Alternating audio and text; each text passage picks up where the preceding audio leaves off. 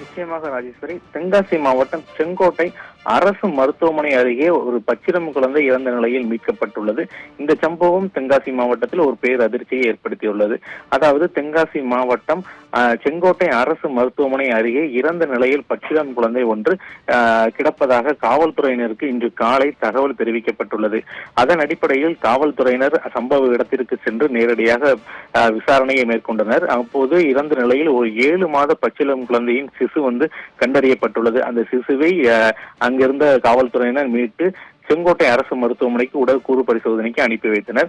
மேலும் இது குறித்து விசாரணை மேற்கொண்ட செங்கோட்டை காவல்துறையினர் அரசு மருத்துவமனையில் உள்ள சிசிடிவி காட்சிகளை வைத்து இது என்ன நடந்த சம்பவம் குறித்து விசாரணையை மேற்கொண்டுள்ளனர். இந்த விசாரணையின் போது நேற்று இரவு மருத்துவமனைக்காக சிகிச்சைக்காக வந்த பூலாங்குடியிருப்பு பகுதியைச் சேர்ந்த கதிரவன் காலனி பகுதியைச் சேர்ந்த கனகராஜ் கனகமதி தம்பதியினர் அந்த குழந்தையை வீசி விட்டு சென்றது தெரிய வந்துள்ளது.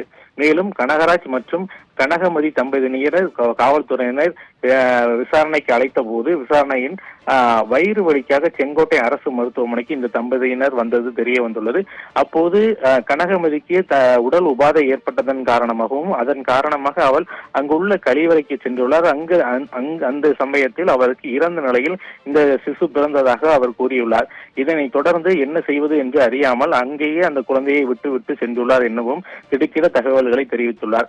அதன் அடிப்படையில் மேலும் இந்த சிசுவை கைப்பற்றி தற்போது செங்கோட்டை காவல்துறையினர் அந்த தம்பதியினரும் விசாரணைக்காக அழைத்து வந்து தற்போது கூடுதல் விசாரணையை மேற்கொண்டு வருகின்றனர் என்பது குறிப்பிடத்தக்கது. 7 மாத சிசுவை அங்கேயே பெற்றோர் விட்டு சென்ற சம்பவம் செங்கோட்டை பகுதியில் ஒரு அதிர்ச்சியை ஏற்படுத்தியுள்ளது என்று கூற வேண்டும் ராஜேஸ்வரி.